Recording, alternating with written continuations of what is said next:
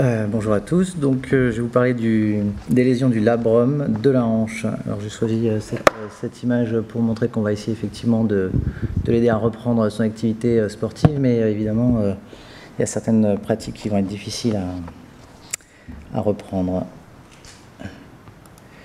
Donc rapidement, le labrum, la hanche. C'est là, non. Une autre vue pour dire que l'essentiel des lésions vont se retrouver ici, dans le cadran supéro-antérieur. Une autre image pour montrer que c'est quand même assez fin et pas toujours comment dire, bien distinguable avec le cartilage. L'image avec laquelle on va pouvoir travailler, donc l'IRM, un cotyle antéversé avec la tête qui regarde vers l'avant. Donc ce labrum a tendance à se déchirer et on imagine que ça donne des douleurs.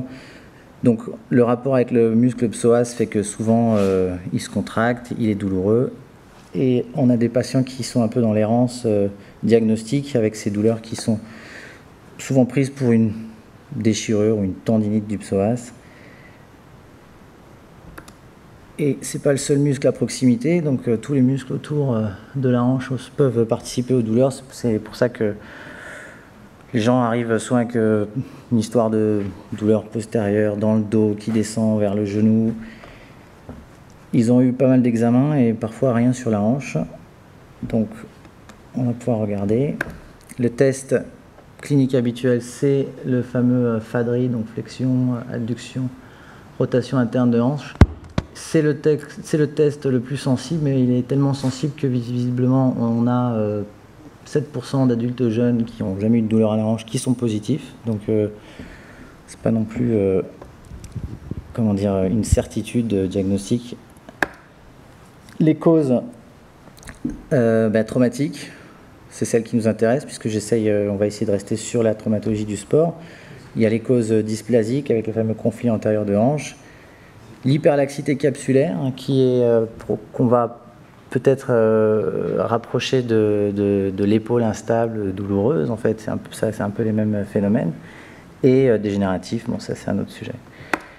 Le conflit antérieur de hanche, bon, assez connu, donc du coup l'effet CAM qui veut que ça soulève un peu le bourrelet, il va avoir tendance à se déchirer. L'effet CAM aura plus de lésions, va générer plus de lésions chondrales que finalement de blessures au labrum, et l'effet tenaille, pincer, qui vient écraser qui vient mettre le bourrelet en contact du col fémoral de manière un peu précoce. Évidemment, parfois c'est mixte. Une autre vue, pardon. Voilà, là c'est la même chose. J'ai mis cette image pour expliquer que parfois on a une lésion plutôt postéro-inférieure. C'est souvent sur l'effet pincer, là ça fait levier et donc la tête vient frotter à cet endroit-là.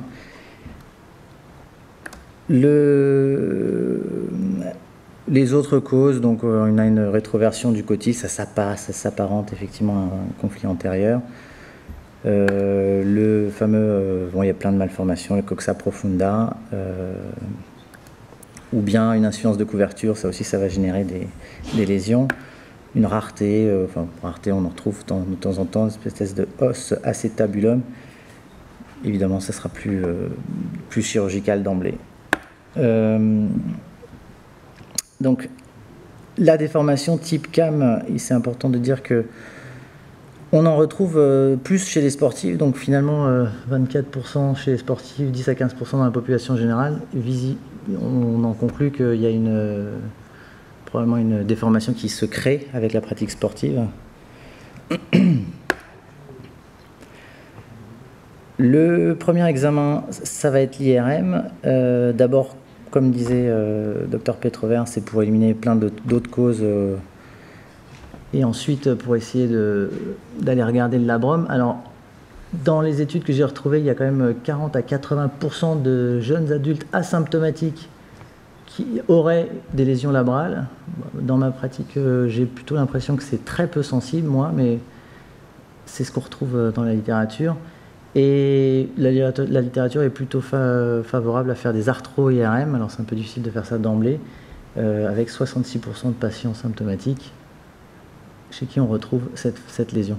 Une méta-analyse qui retrouve à peu près les mêmes chiffres, alors tout examen confondu, arthro-IRM et IRM, avec 54% chez les patients asymptomatiques et 62% chez les patients symptomatiques. C'est pas très significatif, contrairement à par exemple les lésions chondrales qui sont présentes donc chez les patients symptomatiques on en retrouve et chez les patients asymptomatiques, ben, visiblement il n'y en a pas. C'est là, tac. La sensibilité de l'IRM, donc pas très bonne. La spécificité, pas très bonne non plus. Et l'arthroscanner, beaucoup plus sensible. Et également sur les lésions chondrales, alors on n'est pas bon du tout, ni l'un ni l'autre.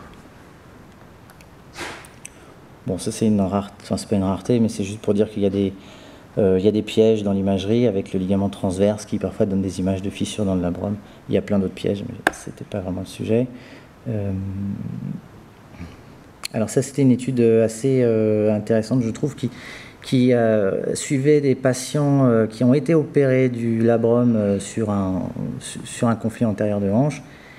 On a regardé la hanche contralatérale et il y avait 40% de lésions présentes sur la hanche contralatérale et pourtant ils étaient asymptomatiques de l'autre côté. On les a suivis pendant 2 ans et on a remarqué que 9%, 10% sont devenus symptomatiques. Et en approfondissant les examens, on retrouve finalement des lésions chondrales. Donc ils deviennent symptomatiques quand il y a une chondropathie. Donc les arguments pour le traitement conservateur, c'est un consensus de proposer d'abord le traitement conservateur. On ne va pas aller d'emblée sur la chirurgie. Le risque chirurgical, c'est d'abord l'échec. On n'est pas sûr de réussir à soulager les patients. Et la complication rare mais possible. Donc l'incertitude diagnostique, c'est qu'on a du mal à faire le rapprochement certain entre la lésion qu'on voit à l'IRM ou à l'arthroscanner et la douleur. C'est-à-dire c'est peut-être en fait une lésion chondrale qui serait passée inaperçue et ça, opérer, ça n'apportera pas de solution. On a d'ailleurs donc beaucoup d'exemples comme ça de lésions asymptomatiques qui n'encouragent pas spécialement à intervenir sur une lésion du labrum. Donc, en ce qui concerne le conflit antérieur de hanche, on a envie d'opérer pour essayer de prévenir l'évolution de la pathologie dégénérative. C'est pas vraiment démontré, même si on a quelques arguments. Donc là, il y a une revue de la littérature qui montrait une amélioration de la chirurgie, une amélioration des symptômes après chirurgie du syndrome de conflit antérieur, mais aucune étude ne montrait de suivi à long terme pour savoir si effectivement il y avait une amélioration à long terme, et surtout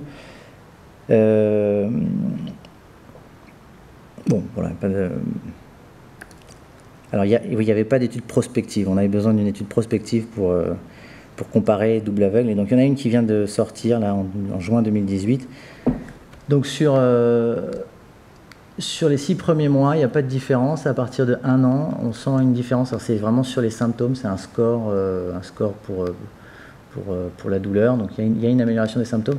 Ils avaient fait 3 scores différents. Et sur 2 des 3 scores, il n'y avait pas de différence à 1 an. Et l'étude continue. On aura la suite plus tard. Donc le traitement conservateur, c'est d'abord l'explication du conflit antérieur, ce fameux contact et l'écrasement du bourrelet. Ça commence par un repos relatif, on n'est pas obligé de les arrêter, sauf si ça fait excessivement mal. On va leur expliquer qu'il faut peut-être vérifier le geste, adapter un petit peu l'activité, parce qu'on est obligé d'aller au maximum de l'extension de la hanche. Une kinésithérapie, il y a des études qui montrent que ça soulage d'une certaine manière les douleurs.